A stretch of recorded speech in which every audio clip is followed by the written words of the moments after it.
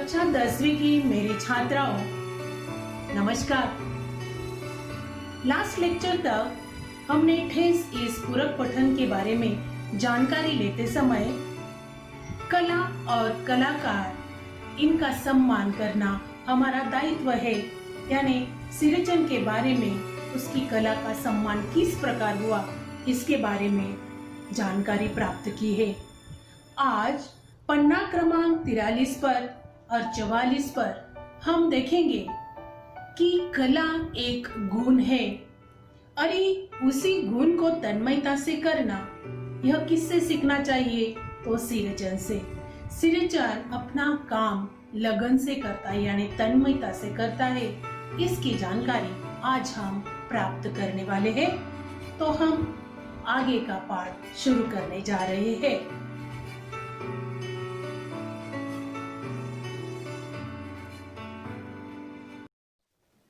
पन्ना क्रमांक 43 नीचे से तीसरा पैराग्राफ हम शुरू करने जा रहे हैं।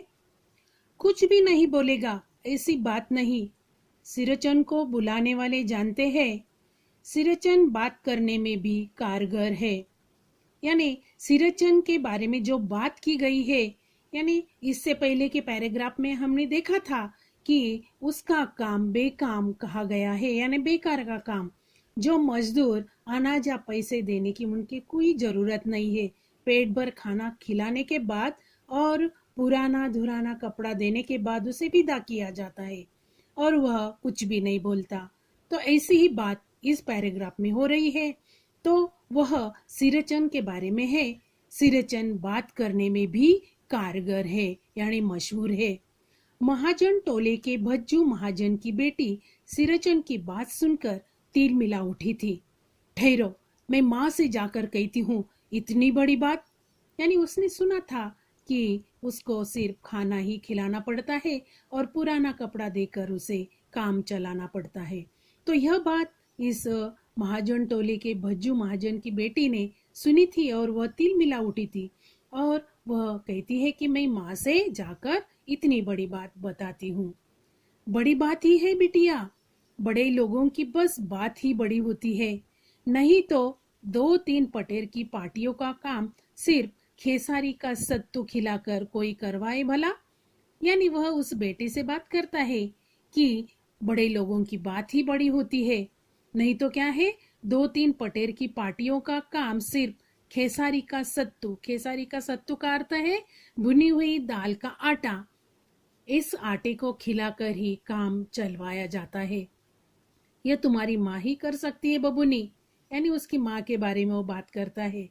और सिरचन ने मुस्कुराकर ऐसा जवाब दिया था। इस बार मेरी सबसे छोटी बहन पहली बार ससुराल जा रही थी। मानू के दूल्हे ने पहले ही बड़ी भाभी को लिख कर चेतावनी दे दी है और यहाँ तक हम देख चुके हैं कि यह सिरचन जो है काम जो करता है इसकी जानकारी हर एक को मालूम हो चुकी है। और नेक्स्ट पेज पर हम देखेंगे, पन्ना क्रमांक 44 पर देखेंगे, मानू के साथ मिठाई की पतीली न आए कोई बात नहीं। 3 जोड़ी फैशनेबल चिक और पटेर की 2 शीतल पार्टियों के बिना आएगी मानू तो। यानी यह सिरचन की जानकारी जब होती है तो बड़ी भाभी को लिखकर भेजा गया है कि मानू के दूल्हे को क्या चाहिए। मानू का दूल्हा क्या कहता है कि मिठाई न आए तो भी चलेगा, लेकिन फैशनेबल पर्दा चिक यानी बांस का बना हुआ पर्दा और चटाइयाँ आए तो भी बस है। भाभी ने हंसकर कहा बैरंग वापस, यानी तुरंत वापस। इसलिए 1 हफ्ता पहले से ही सिरचन को बुलाकर काम पर तैनात करवा दिया था माँ ने। तैनात करना, नियुक्त करना। यानी जैसे ही मैसेज आया था, संदेशा आया था कि फैशनेबल चिक और शीतल पार्टी चाहिए, तो वह 1 हफ्ता के लिए सिरचन को बुलाकर उस काम के लिए उसे नियुक्त कर दिया था, उसे बनाने के लिए। और उसे कहा गया, माँ ने कहा था देखो सिरचन, इस बार नई धोती दूंगी, असली मोहर छाप वाली धोती। मन लगाकर ऐसा काम करो कि देखने वाले देखते ही रह जाए। यानी सिरचन को खा गया है और लालच भी दी गई है कि काम अच्छा होने के बाद उसे नई धोती यानी मोहर छाप वाली धोती दी जाएगी और तुम्हारा काम ऐसा होना चाहिए कि देखने वाले देखते रह जाएंगे। पान जैसी पतली छुरी से बांस की तिलियां और कमानियों को चिकनाता हुआ सिरचन अपने काम में लग गया। कौन सा काम? चिक बनाना यानी पर्दा बनाना और चटाई बनाने का काम। क्या साथ में लिया उन्होंने? पान जैसी पतली छुरी जिससे बांस को छिला जाता है और टुकड़े टुकड़े बनाकर उससे बीनते हुए काम किया जाता है और उसे चिकनाई की जाती है यानी पॉलिश किया जाता है और ऐसे काम में वह लग गया है। रंगीन सुतलियों में जब्बे जब्बे यानी गुच्छा डालकर वह चीक बुनने बैठा। 1.5 हाथ की बिनाई देखकर ही लोग समझ गए कि इस बार एकदम नए फैशन की चीज बन रही है। और यह जो काम उसने शुरू किया था उसे देखने के लिए कई लोग वहां खड़े हुए थे। वह मन लगाकर अपना काम कर रहा था और जैसे जैसे उसका काम 1.5 हाथ की बिनाई का हो गया तो लोगों ने देखा कि इस बार एकदम नए फैशन की चीज बन रही है और इस प्रकार उसके काम की भी प्रशंसा होती चली जा रही है। नेक्स्ट पैराग्राफ हम देखेंगे। मंजली भाभी से नहीं रहा गया। पर्दे की आड़ से बोली, पहले ऐसा जानती कि मोहर छाप वाली धोती देने से ये अच्छी चीज बनती है तो भैया को खबर भेज देती। यानी अंदर जो भाभी थी मंजली भाभी, उसने देखा कि लोग उसके बारे में बात कर रहे हैं। पर्दे के आड़ से उसने बात किया कि मुझे अगर पहले ही मालूम होता कि मोहर छाप वाली धोती देने से अच्छी चीजें बनती है तो मेरे भैया को भी मैं खबर भेज देती। और उसी समय काम में व्यस्त सिरचन के कानों में यह मंजली भाभी की बात पड़ गई है। वह क्या बोला देखो, बोला मोहर छाप वाली धोती के साथ रेशमी कुर्ता देने पर भी ऐसी चीज नहीं बनती बहुरिया। मानू दीदी काकी की सबसे छोटी बेटी है।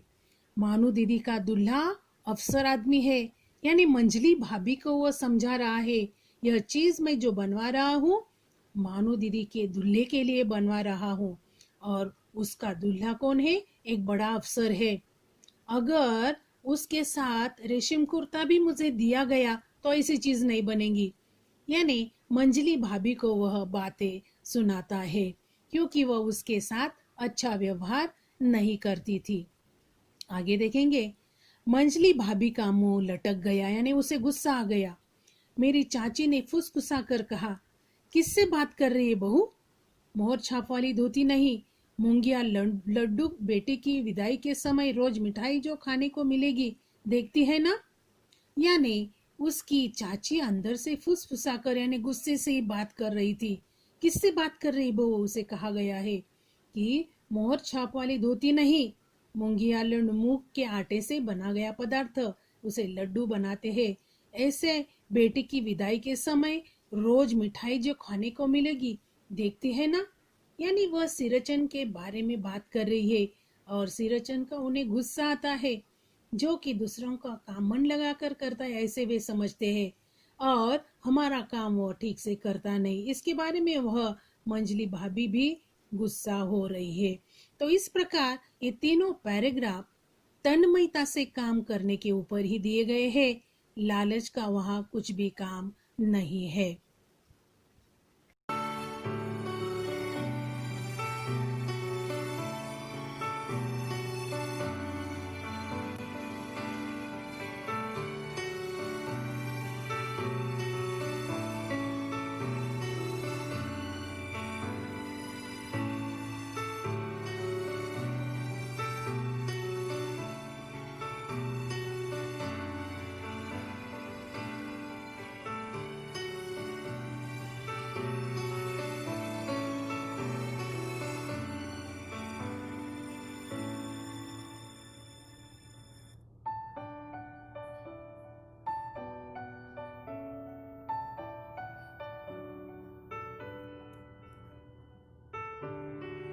विद्यार्थियों, मैंने आज आपको जितना भी पढ़ाया है उसी में से एक ही पता चलता है कि अच्छा काम करने का परिणाम उत्तम ही होता है।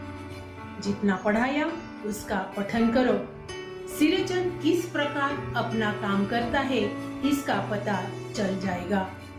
इसी के साथ जो भी काम आपको करना है मन लगाकर किया करो।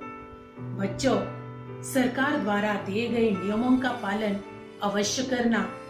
मास्क बांधे बगैर बाहर निकलना नहीं और दूसरों से बात करते समय दोनों में अंतर होना आवश्यक है। खुद को संभालो, ठीक रहो। धन्यवाद।